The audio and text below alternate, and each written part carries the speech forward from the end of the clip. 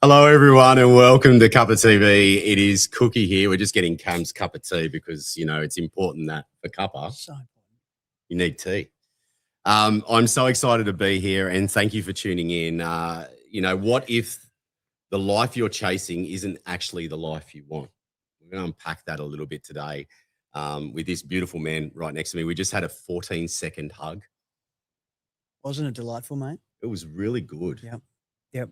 Not often do we do that. Not often do we give ourselves a chance to be able to do that. And I love doing it when I sit down with someone and it just releases all the tension, that oxytocin just released out into the world. And then instantly the energy just was calm and relaxing. We can have this incredible chat, mate. Absolutely loved it. I haven't started a show like that, so that's incredible. Before I do kick it off, though, I do want to acknowledge the traditional custodians of country throughout Australia and recognise their continuing connections to lands, water, and community. I pay my respects to them and to their cultures and to the elders, both past, present, and emerging. I always want to say thanks to the First Nations elders and storytellers who have graced their presence here at Cuppa. It's a beautiful learning journey that we can all go on, and the wisdom that they share around connection, clarity, purpose is something that sings true to me every single day. And I even love the fact that on the way here today, you said you stopped off by the water near Barangaroo just to bring yourself back to, where you are and why you're here and all that type of grounding. Stuff. So good. Well, if you don't know this guy, you may have seen him on TV. He's actually on TV a fair bit at the moment. Not anymore. I'm out. You're out. If anyone's watched the show, The Traders, I'm out. I was out first go and then I came in, redemption, and then I was out again. So, hey, this... So anyway, it's not what we're talking about today, but I've known this guy for a long period of time. He's had to find what it takes to find himself again, from a professional cricketer to reality television, and now as a mentor, performance coach, and advocate for mental health. Cam has experienced the highs, and lows, and everything that is in between that. He's got his latest book here, which is why I'm so excited to bring him in. It's called Clarity. And mate, well, yeah, good. Yep, promote it. And today we're going to be exploring how clarity can become the foundation for living a more intentional and fulfilling life. All right, mate. Let's go back to the story though. Like how this book has come about, but I suppose what have been like the biggest realization moments for you in this journey to be able to get everything into this book itself? Well, first of all, everyone asks, like, how long did this take to write? And I was like, well, 13 years plus and some, because there's a story, there's my life journey that goes along with it. And I was just a kid who just loved playing cricket. All I wanted to do was become a professional cricketer, play cricket for a living. That didn't work out. I achieved that dream for a certain amount of years. And then once that sort of ended, I fell off the face of the earth and had to really find my way back to who I was and I think when I look back at it now, I'm proud of my story. I'm proud of my journey. And I found ways of how I did it. And that's what I've put into this book that can help someone else in 8 pillars, how they can find their own journey way back. We'll talk about those 8 pillars and we'll get into some of the, the ways that people can do it. Obviously, we want them to buy the book, but, we'll give some practical tools today. One question that has always sat with me, and you know how many moments I've gone through as well. Do we have to hit rock bottom to get clarity? For me, from my personal experience, I feel like I did, because if I hadn't and the universe was sending me so many signs to say, this is not working, I didn't listen to them. I wasn't aware of them. So it wasn't until I actually hit genuine bottom. And when I mean rock bottom, it was unfortunately in suicidal tendencies that say, I don't want to be here any longer. And I had to hit that, but you need something to spring off. And that's when I had my come moment to go, this is it. What do I want here? What do I actually really want? And that's the question that I ask every single day to myself, to someone, whoever. And I don't think many people have all. When's the last time you actually asked yourself, what do I actually want here? Because we're so busy. We're so busy being busy that we don't actually ask that question. And when you genuinely do, and we'll circle back to it at the end, after some really collaborative thoughts, when you ask that question, your whole shift and perspective on life can genuinely change. I feel like a lot of us, and I know it's taken me a while to get to this place, but we consume so many things up here, like as in we make so much decisions up here. When I say decisions, not always decisions. Sometimes up here we're also our biggest self-critic. All those other big factors that are so head-based. Yes.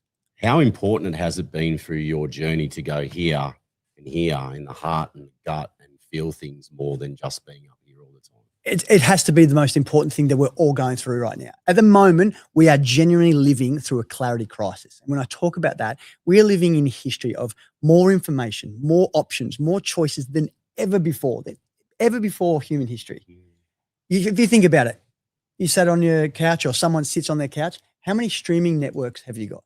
Oh, yeah, lost count. How many channels have you got to choose from? And how many arguments have you had with your partner while sitting there choosing something, and you go to bed more exhausted than you actually were? You haven't even chosen something, and you're actually thinking about, I have to buy my partner flowers because we had an argument because we didn't actually even choose something. Like, that is where we're at right now. So that in the mind itself is not clearing anything up at all.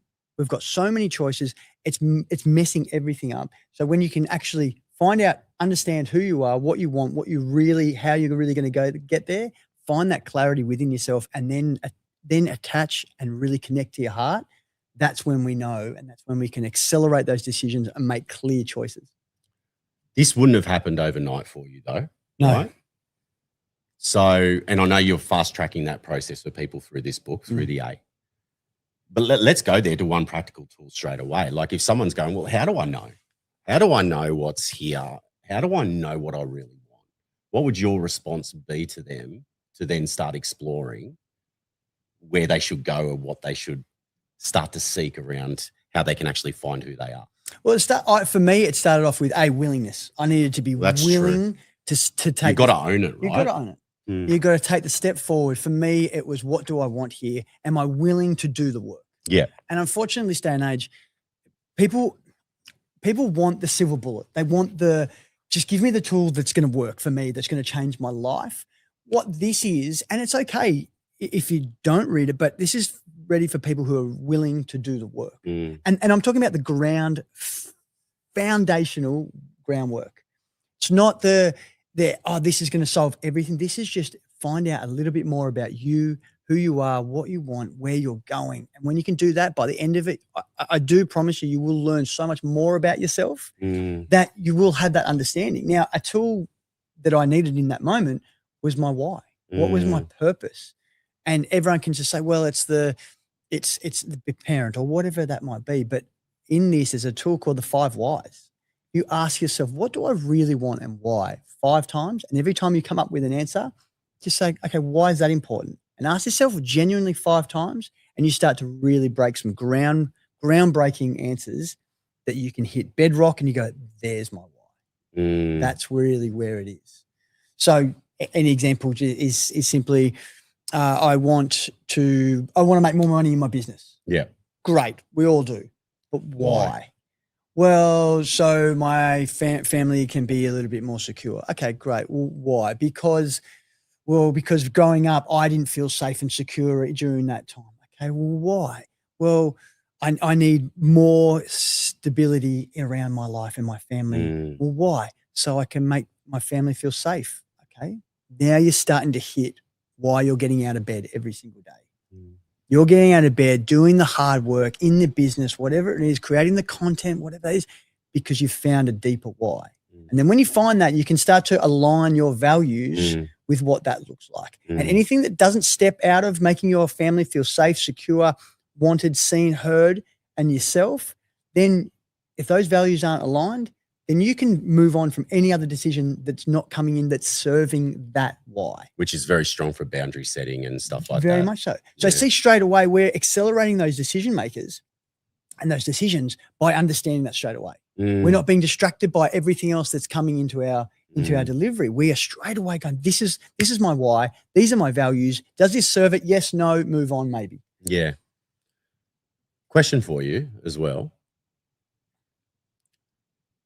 What's your thoughts around the impact of your childhood experiences to lead you to these awakening moments? Because, and I'll give you context. Like my dad passed away when I was 4, right? And, he died from a hole in the heart from birth, right? And I never had a father growing up. I tried to hide that puzzle piece underneath the couch for 39 years of my life, thinking it was just grief and I lost a dad. But what I found in my awakening moments is that moment in particular has led me on the path of what I call people pleasing, because I didn't want to let mum down. I was now the man of the house. And so my whole life has been around people pleasing, and that has impacted my values and things because I just don't want to let people down. And so my question is from your story, from when you had those rock bottom moments, was it linked to a childhood trauma, or was it linked to something that, led you to that moment? I want to go deep on yours for a moment, but I know You can. Well, that's such an interesting, because I felt the same thing with people pleasing, but I had to reframe it, because then I reframed it as it's actually a positive thing. Yeah. Because I always thought people pleasing was making sure everyone's okay, and then you get trampled on and you're looking after. But I reframed it as, when I found out my identity, I love making people feel safe and secure and happy and entertaining. Nothing wrong with that. And there's nothing wrong with that. No. And that's what I feel the same in. There is nothing, as long as you've got these, again, the boundaries and people not stepping over them. There's nothing wrong with being a people pleaser, because you're pleasing them, you're making them happy, which is serving you and serving them at the same time. So I was very, very similar. And I think the same could be examples of whether my father, he always was there, and then his health fell away. Yeah, right. And then I'm an only child, and we couldn't do the same physical, enjoyable activities that I always loved. When Jules, my wife, became pregnant with our second child, I took my health, mental health and physical health to a whole nother level, because I remember thinking, Ollie, our first, a lot of energy. I couldn't really keep up with him. Right. And I remember having that deep look at myself going, if we're going to have 2, I've got to go to a whole new level here. So straight away, my why wasn't, I need to get in good physical shape. I remember taking a photo before and when I finished after, months later, and the physical form, I remember thinking, oh, I physically changed. It was never about that. It was about, I just wanted to feel better. I wanted to have more energy. I wanted to think clearer so I could be there for my second child, both kids, and show up the way I genuinely wanted to, that maybe parents or other people didn't show up for me. Yeah. And that became my real why. It was never about the physical attributes. That was just an added bonus. But now I can safely say I don't need a nap during the day, but I am 100 miles an hour and I'm there. And I'm 42 years of age. I've probably never been as fit physically and mentally. What I really love about what we're talking about is that a lot of us can have clarity moments based off the moments that we're about to experience. So, these awakenings don't always have to be bad. It can be a birth of a child that makes you think, well, how do I want to be a different person from this moment? Where's the clarity that I can obtain to make whatever is happening in my life to feel more like who I want to be and why? It can be big, it can be bad, it can be small, but these moments are there to serve us to learn something new. And I just feel like that's such a beautiful thing for all of us to think about, because like you said, I think we're in the cusp of a massive identity crisis, awakening moments, Clarity crisis, because and we were just chatting about this, and I presented to 200 CEOs yesterday for the productivity issue, right? I'm out there talking about this because it's such a massive issue, and I'm not doing it because I want businesses to grow and more money to be fueled to everybody. I'm also doing it because I don't want people to lose their jobs, white collar workers who attach their identity so close to their work that when that goes, they feel like they've got nothing next. Yep. How important is it, do you believe, that we don't just attach our identities to roles, responsibilities, perceived personas of what it means to be a man and, to be the giver and the the stoic provider all the time. Like, how important is it that just not to link to existing personas that we think are important? I'll ask you a question straight away. What's the first thing majority of people say when they ask what's your name? Yeah. What do you do? What do you do? Yeah. So straight away, someone says, I'm the accountant. Yeah. Or I'm the sportsman or whatever. And I judge you from that. So straight away, I think, oh, you're good with numbers or not. Yeah. I judge you and I automatically put you in a box. That's exactly the same of how we perceive our own selves. If I'm the accountant, if I'm the CEO, if I'm the sportsman, if I'm the author, no matter, I'm the parent, I'm the mother, whoever and what it is, they're labels that you're giving yourself that you automatically— You're attaching it to something else. Of course. And you're showing up, your behaviors are also showing up as that same person, where you are someone now, but you were someone before all this as well. We need you to go back, have a moment and see who that real person is behind you, before all of it. We need to go and tap into that joy that you did. When's the last time you actually went and did something that you genuinely brings you joy? I remember someone asked me the other day, like, what did you do as a kid? I used to love kicking the footy around. Oh, I haven't bloody kicked the footy around in years. I don't know why. I was thinking, I kicked the footy the other day. I thought about my hammy, whether my left hammy was going to snap or not. It didn't, and I was okay. But do you know what? Again, it becomes to persona and judgment. Oh, what could someone be thinking? 42-year-old male kicking a footy around, chipping and chasing to himself, which I used to do. How good was that? As Cliffy Lyons in the backyard, to Stephen managed to grub her for myself. And like, I loved it. And I still do it now. It just happens to be that I've just grown. I look a little bit older, but that doesn't mean I can't connect to the same joys within me. And I think we're, again, so busy with being busy or worrying about prejudgment and whatever is thinking, like, go and kick the footy, go and play the guitar, do those things that you're connecting your inner child that you did that bring you that much joy, and watch the clarity come over you to go, wow, I need to do this more. Because for some reason along the way, these joyful things that we know are so good for us, we're just deciding not to do them because we're putting other priorities ahead of them. And those priorities aren't actually serving us as well as what they should be. I have a question here about, why do you think so many people stay busy? Because that's the other little term that people like to use. I'm just so busy instead of getting clear.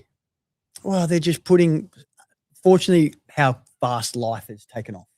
It does go so, like, I don't know. It feels like it bloody goes a lot quicker. A lot quicker.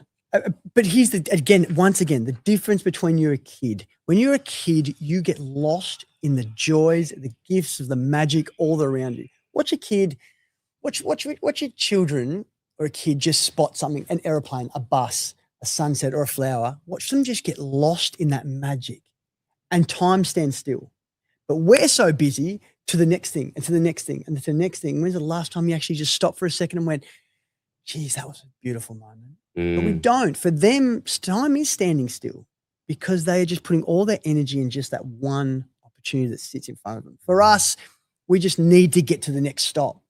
And we're not taking the time to just really feel the grass or smell the roses. Cliche, but as much as it is, we need to get to the next destination. Before you know it, you're actually at the top of the mountain going, what the fuck did I just do? What was it? It was the journey along the way that we need to, that there's the growth in between. It's not getting to the top. It's about everything in between. So we do need to just stop for a second and just take a pause. What's some of the best rituals that you love doing every single day? And these ones are in my control. And so I'll talk about the best. I go different scenarios. I go best case scenario is literally meditation, yoga, swim, gym, like all that. But in a perfect world, that doesn't quite work. Not with a couple of kids. Sometimes. Not with a couple of kids. They're screaming. They're at you. But I tell you what, a 5-minute ritual that I've got absolute control of. Yeah. And I've trained my brain first. As soon as I wake up in the morning, my brain now goes, as soon as my eyes wake up, my brain wakes up, it is gratitude for what is in front of me. So it's literally my 2 kids. Gosh, I'm so blessed. They're the reason I'm actually even here. When I was at my worst and I had to think of a reason to keep going, there was this voice that came over me that genuinely said, whoa. You haven't met your wife yet, your soulmate, and you haven't had the kids that you always dreamt about. And I didn't even see them, but I look at my kids every single day and go, you're the reason why I'm here, and I didn't even know your faces. They would never even know that. So it can be, it is a gratitude moment of a perspective of grateful for them, grateful for my health, grateful for the house, our house, my wife, our conversations that we have, and that automatically puts you in a state. Then we go to affirmations. I am loved. I am energy. How do I want to show up in the world? How do I want to have others perceive me as? Energy. I'm a magnet. I can help. Whether it's people pleasing, whatever that is, but I'm putting myself in a state to show up as that person straight away. And then it's, I am, this is where I'm at. This is how the day, and then it's like, today's going to be a great day. Show me how good it can get. And when I can do that, and I'm not one for toxic positivity, but I'm one for at least going in and understanding that if you're putting it out there, your brain can at least show you and find some evidence of how good it can actually get. That's the start. Glass of water, a quick sort of stretch. If I can get outside, take a deep breath in, have a moment of mindfulness, and then that at least puts me what I like to call a slight force field on me. Yeah, Of at least reading something on an affirmation book, opposed to your phone, and one sentence could be just a positive affirmation that gets me. And then that sets up my force field, because I know that my wife's coming at me, my kids are coming at me, emails, work, life in general is all coming for you. And if you let someone else's problems come into your world before you've even given yourself a chance, huge trouble. Yeah. But again, what's the first thing majority of people do? Oh, they go straight to their phone. Straight to their phone to allow other people's emails, problems, issues come into your world, and you haven't even had a drink of water or your morning cup of coffee or anything like that. So it is a discipline side of things, but you've got to set up tasks to win. Leave your phone in the kitchen, put it on airplane mode, whatever that might be. Try not to check it for at least 15 to the first 30 minutes of the day. Yeah. And the difference of what that can do is astronomical. I want to get to some of those 8 points that you're talking about in your book, just to give everyone a little bit more perspective about what's in clarity. Question I've got to you though, how important is it, do you believe, for people to know that their story is important?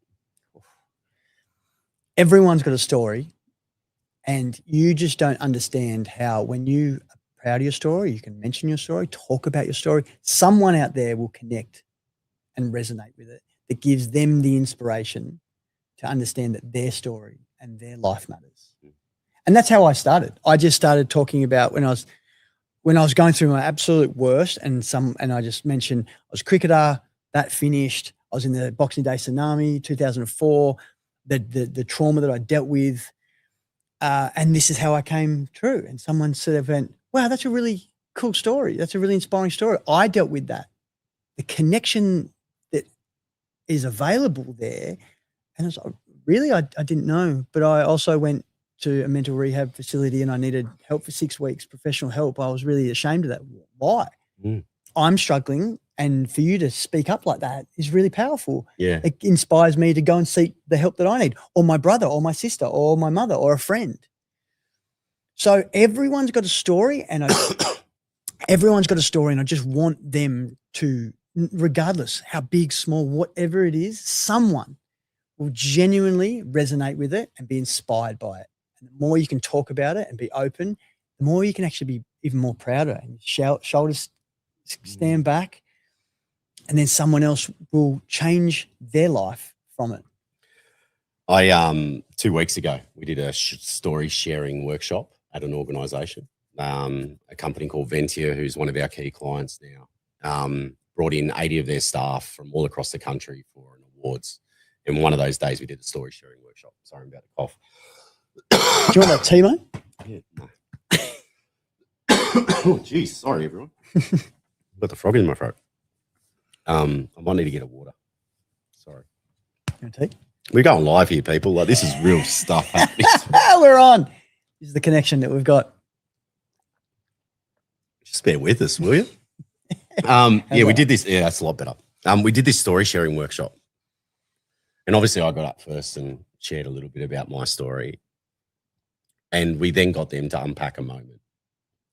I didn't know how deep people were going to go because we didn't say you have to go deep. You know, it could be a moment that you had with a manager, or it could be whatever it is. Just share a story.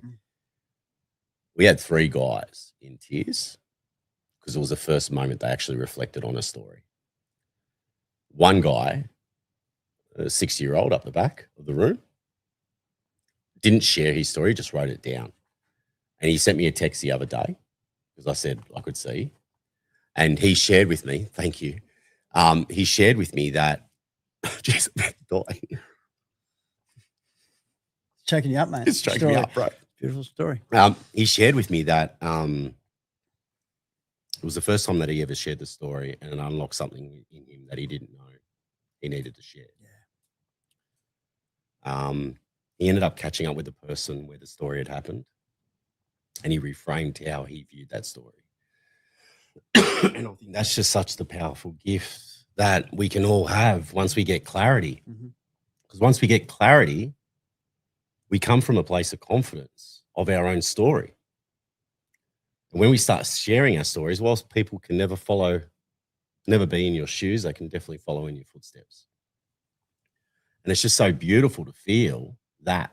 I'm not crying because of the story, but it is such a powerful moment that we forget. And we definitely forget about it in workplaces.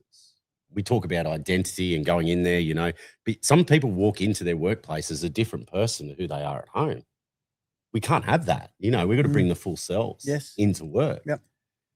Looking at your book, why do you think your book and your process is so important for organizations to start tapping into it so they can get the best out of the humans that are inside their business?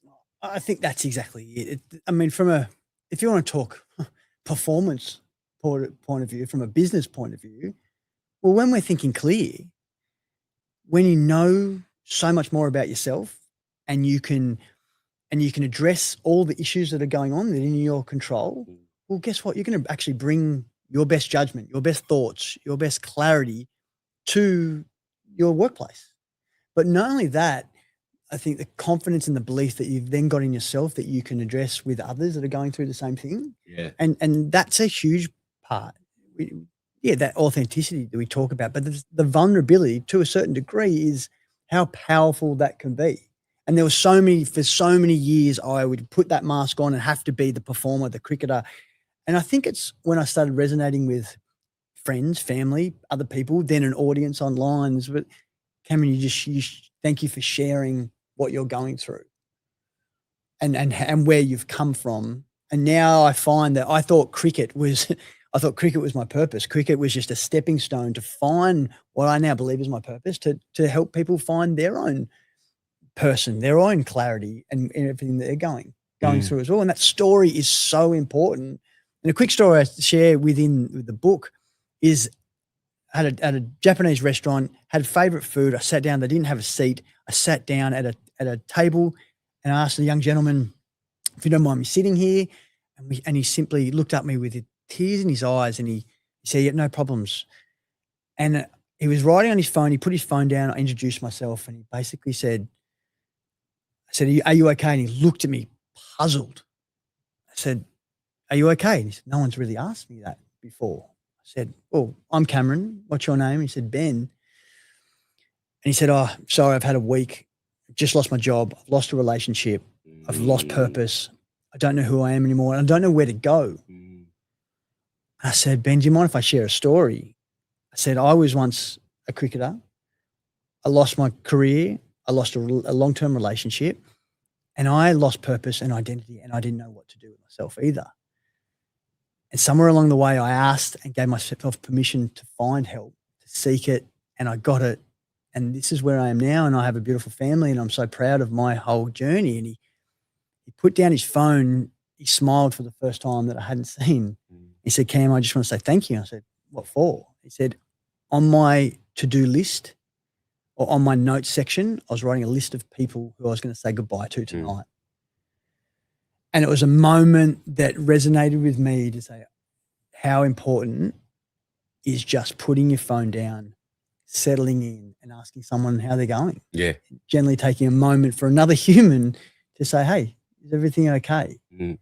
And from then he deleted that, and I've stayed in contact with him since, and he's going a lot better than what he was there. So good. But somewhere along the way, I resonated and I saw myself in his shoes once upon a time. Yeah. And I gave him the inspiration that it can work. Yeah. That I'm a living, walking, breathing example that when you give yourself that opportunity, ask yourself, give yourself permission to talk and to seek help, to find what you're after, anything's genuinely possible. Oh, everything's possible. And it takes one moment, one conversation, one idea, one new relationship to shift the change forever. Like, I think we get so lost in I haven't got all of that. And until I get all of that, then I'll be happy. But it's the little one moments, as what you've been speaking about, you just don't know when it's all going to shift. You don't know. No. It does though. When does it unlock for you? It unlocks for you the moment you actually give yourself permission. So good. To just be, accept where we're at, and then find out what we need in that process. So I'm going to put you on the spot, because whenever someone has like 8 processes, right, I go, well, tell me about the 8 processes. And they go, I think I've forgotten one. But like, what makes up that in your book? Like, what do you take people through? What I take people through is on the 13 years of journey from where I was rock bottom to where I am now. And I look back and go, and this was how did I get there? How did I genuinely get there? The first bit, I remember when I was in my hospital bed at my absolute worst, the first stage was willingness. I had to be willing to do the work, to get up and actually want to do the thing. And willingness works in, which is the same part of it, is why. You figure out your why. Willingness, then your why becomes, what am I getting out of bed every day for? And then when times gets hard, and if we haven't got our why, we haven't got our foundational why, rock bottom, then everything will crumble. Yeah. But if you go back to it, did City to Surf on the weekend, 14K. I've never run 14K in my life. But in that moment where my ITB was just cooked, it's like, what are you doing this for? Could have been so easy just to walk or get just hop off. It's like, no, my kids, inspiring my kids to say, this is what it looks like. And I just kept going. I went back to it, went back to my why and kept going. Next is awareness.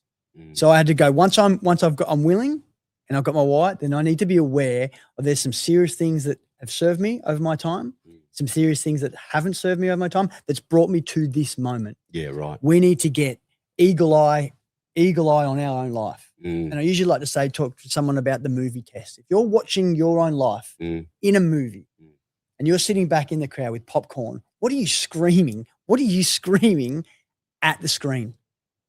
Because when we can do that, it actually takes the personal connection away from it and actually gives the person themselves that third party look at what they are. So you can get really honest with yourself, because you say, what are you doing? Leave the relationship, leave that work. How are you not seeing this? You're talking to yourself, screaming at that screen. When you dive back in, then you can start to go, I'm now aware of the things that did serve me, that didn't. It's like goggle boxing your own life. Totally. You can throw whatever you want at it. But when you've got to be really aware and understanding your special ingredients, what are the things that are, just like we said, what are the things that are making, if you're having a really good day or you're having a real shit day, guess what? 2 are both amazing. Be really aware of it. Yeah. We're in this hamster wheel. If it's a good day, great. Fantastic. That's wonderful. If it's a shit day, no, well, we're doing the same thing. But guess what? If you've had a great day, be really aware of it. Was it a coffee in the morning? Was it, I just went for a walk? Did I catch up with a friend? Those are your special ingredients, and you need to double down on them. It's not a coincidence you've had a good day. There's something that's gone into your day that you need to be really aware of and do them over and over and over. Especially then the next day, if it hasn't been as good, but then you can, when you sit back and watch it from the movie, like, you didn't do X, Y, Z. Yeah. No wonder you had a terrible day. Yeah. This all starts to correlate and make a lot of sense. So that's the awareness, accountability, pillar 3. The moment I took absolute ownership for my mess ups, my life, the good, bad, ugly, whatever it was, and stopped blaming everyone else. Yeah. That's when genuinely the universe went, Oh, Cameron, Welcome back. we have been waiting for you to say that for so long. Because I did, and I think we do. I blame someone else for this Yeah, thing the that didn't victim go right. mindset. I got in absolute victim mindset.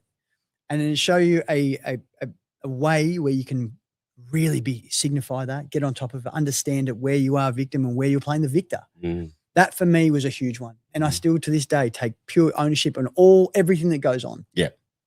And when you take that, you give the power to yourself opposed to giving it away. Yeah. Then we've got regulation. Mm. So you can have all three, everything that you're doing as a mindset. Yeah. If your nervous system and the regulation is not a big part of it, and understanding what taking a couple of deep breaths can actually do to your nervous system. And breathwork's so incredible. Incredible. My cricket career changed, not just my life. My cricket career changed when I started to actually learn to breathe properly. Because we all walk around holding our breath. Totally. You're exactly right. How many breaths do you reckon you take per day? I have no idea, mate. Have a guess. I don't know. God. 200,000. It's at 22,000. That's good. I breathe very short. Very short. But that's the thing. We got to start making those breaths count. Making those breaths count. And when we start doing them in some of the most simplest techniques that we can do, you could literally sit here for 5 seconds, hold, and let go. Notice how the energy just changed completely in that 3 seconds. So guess how that correlates to when Karen sends you an email and you're getting really agitated and you want to send this email back to Karen guess what? Stop for a moment, breathe, and just let your nervous system regulate for a second, and then go back and read what you were about to write to Karen. And then you go, oh. Poor Karen cops a lot. I can't believe I was about to send her that. but I did. And what that does, and that can be, I like to talk a bit to a lot of people, it could be box breathing. Yeah. And if you haven't heard of it, or if you have, just think about putting your hand out in front and just creating a box in for 4. Yeah. Hold for 4, out for 4, hold for 4. You do that 3 times in the space, and ask how long does that take? They say 60 seconds. Yeah. You might just be in the office just doing that, and someone might be going, what's Mike doing? Yeah. Karate Kid. But you know what? Again, the perception and the judgment of someone else, who cares? Yeah, exactly. If it's good for you and it's working for you, then do it. Tap into it. We're all different. You need to start owning your own special ingredients, what works for you. What's after regulate? We've got identity. Identity, a big one, exactly what we're talking about. Stripping the labels. And a big one for this is someone go home tonight and label everything that you think you are. The father, the mother, the parent, the business owner, the sportsman, the author, whatever it is, and ask yourself, if I was to be stripped away from all those titles, who would I really be? And then you'll come up with a deeper answer, and then we need to start connecting to who it really I freaking are. love that. Yep. Okay, identity. What's next? Then we've got strength. Yeah, you're right. Habits and disciplines. Didn't even look anywhere. Just now, it's always on the spot. Habits and disciplines are a big one. Yeah. Again, what are the things that are going into your day-to-day life that are going to serve you? They're going to help you. Is it the gym? Is it reading a book at night that's going to get you to sleep? Are you looking at your phone 30 minutes before bed? It's taking your dopamine levels to a whole new level. The blue light that's not allowing you to sleep. We need to start looking at your habits and your disciplines and start figuring them out if we're going to make some serious change. I was even mentioning to the CEO's institute yesterday, I said, I want you to remember 3 words: time well spent. Like, is our time being well spent? Because time has a cost. Are we doing the things, like, is it doom scrolling, whatever it may be? Like, where is our time being well spent? And I think if you do that little audit on, your life and go, is my time being well spent in this area? And what are the habits that I can introduce to make my time well spent? And then everything will shift. Yeah. And you can see where these are starting to make sense. Yeah, and starting really to come. So the awareness part, all of a sudden the habits, they're all pieces together. These are being formulated perfectly the way they should. So you can do one pillar after the other and they all make sense. They all interlock and connect with each other. So pillar next is we've got contribution and connection. Yeah. So it's a big one. You can't change your life without connecting and contributing to someone else. For me, we can't be staying isolated. There was a time in my life where I just wanted to isolate on my own, but I couldn't have been where I'm at now if I didn't take the time to contribute somewhere else or connect to another human being. I needed that. And there was a time where I had a cricket session. I was training a young boy. We finished the session. It was a Sunday afternoon. The sun was shining. And my inner demons were basically like, go home to bed, Cameron. Go put the covers over your head. It was 2:00 on a Sunday afternoon. Everyone was out at the beach or just out. It was just so brutal. It was, go home, Cameron. Go underneath the covers. That's it for the day. Isolate. That's the best thing for you. The other part of me, the other little bit of light, saw a cricket game on the field. And I was like, what if I just go say hi? What if? And I'm not feeling great. I don't want to be here. But what if what happens? And I took that option. And I remember sitting on the sideline and watching a young boy come into bowl. And I said, oh, this young fella looks like he gets them through well. He's just missed his run up. And had all these dads lined up alongside me. And he just went, that's my son. I went, oh, shit, I've put my foot in it here. And he said, no, he's been looking for a coach. Would you be open to helping him? It turns out that he was the personal trainer of Michael Clark, who was the Australian cricket captain at the time. We had a beautiful relationship, him and his son and him together. His cricket went through the roof. He then was managing Spartan Sports, which is a cricket brand at the time, that he said, mate, there's an opportunity, there's a role happening. Would you be interested? I know you love your cricket and your gear. So he put me to the top of the pile. I ended up working with them and some of the best athletes on this planet in terms of cricketers, Michael Clark, David Warner, Steve Smith, MS Dhoni, Sachin Tendulkar. I went to Sachin Tendulkar's place. I designed his whole, in Mumbai. I had lunch with him. I created his whole range of cricket gear. Now, I look at that and I think 1 billion Indians are so jealous of me right now. But here's the thing. If I hadn't had that moment of connection and contribution and taken the time to just go and say hi, guess what? Those moments don't happen. No. So we need to do this on our own. When you're feeling isolated or you're feeling, when you're feeling into yourself and you don't want to, guess what? By just saying hi to someone can actually be best for you and for them. Totally. Just asking the question, and you never know what opportunities and what doors. Not that you're looking for them, but again, those incredible opportunities, just of that connection itself, how good that can make you feel is incredible. Love it. Have you missed one? No, the last one is integration. Okay. So integration is an overhaul of everything. So motivation and discipline and all these things, it's just like a bath. If you don't bath yourself every day, we don't shower or whatever you're into every single day, then you're going to smell. Yeah. Or you're not going to be. It's not a thing you go, oh, yeah, I'm done and I feel fantastic. Because guess what? If you're giving it time off, you will fall, you will slip through the cracks again, and you'll find yourself in that same. The best thing I know that I've done in my journey is that whenever an opportunity, whenever a crisis or something, a challenge is foreseen in my world, I'm on top of it and I'm at least consistent that I can deal with it in the best possible way. Because I've integrated the main thing. Because in my mind, I always think, will I ever slip back to where I was? Yeah. And that's the hardest thing. But what I do know is, and I'm confident to know that I continue every single day, at least something, small integration of something that will serve me and work well, that gives me the opportunity to not slip anywhere near where I was. Yeah.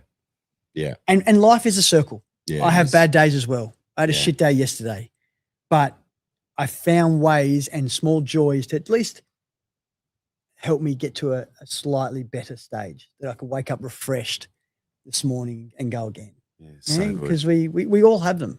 We totally do. We're going to be wrapping up in a second, man. And firstly, thank you everyone for joining in today. Cam, the book is just the start though, right? Like the book is the catalyst to really help more people. So from workplaces and stuff like that might be wanting to get you in, like what are some of the things that you actually, take workplaces through? Like, is this now the model of support that you're willing to go into workplaces and keynotes, workshops, whatever that may be. Yeah. So, and I'm so grateful for the work that I'm able to do. Again, I think I take it from a really raw angle. Yeah. Do you know, I take it from like what I said at the start, and I'll ask you again, what do you actually want? Yeah.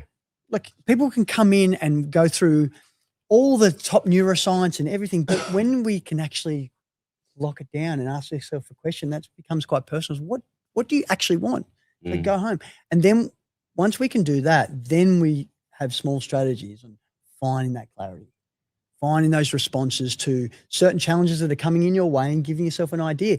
And it's not a blanket response. No. Everything that I do in this book here, and this is not a book, and when I come in and talk to any workplaces, it's not a done and we're finished. Yeah. Don't read this book and put it on the shelf. Don't just take the moment. I take through so many workspaces and exercises that, here's the thing, time is of the essence, right? Yeah. So not coming in to talk about 60 minutes of what my time and my story is. I'm actually wanting to implement that time, which is so precious. Yeah, it is. I want you walking out the door with minimum 2-3 solutions that you go, wow. Because I don't want you walking out the door and go, now I've got to implement, because who's got time for that? We haven't got time to go listen to this, feel all inspired, feel all motivated, and go outside and start implementing, because you've got life going on. Yeah. And I understand that. How about we sit in that room and actually come up with strategic plans personally for you, that I guide you through, that you can walk out and go, holy shit, I had just had this moment of clarity, and that's what I need to do. That is going to help. We're not going to reinvent the wheel. No, you can't. Just remember that. Yeah. But I tell you what, one small shift, trajectory of 1% is going to take you in a whole different shape to where your life started at the start of that workshop compared to where we finished and how you walk out. And that's what I want you to do. And then we can follow up from there.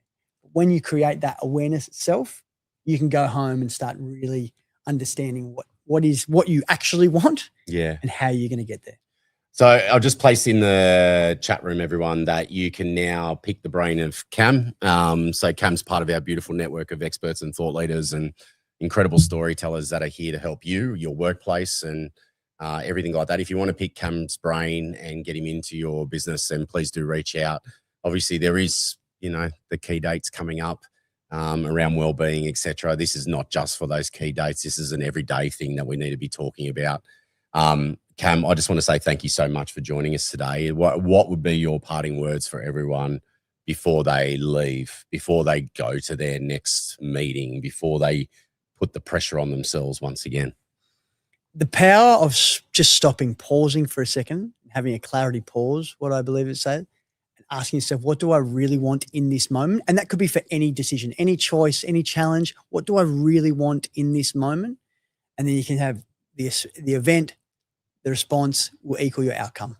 And when you understand that outcome of what you actually want, it's going to send you in a direction that is going to be clearly guided for you, and it's going to serve you in the best possible way. And that just takes 60 seconds with the breath. So good. Cam, Ledge. My man. Thank you so much. Thank you everyone for tuning in today. We do this show free of charge for the community, to support the community. So please do share it far and wide. The replay will be live pretty much straight after the show on YouTube. Go check out our YouTube channel. Give us a subscribe as well. And also, I just want to say thank you. You've got this. This is the thing about any situation that you may be going through.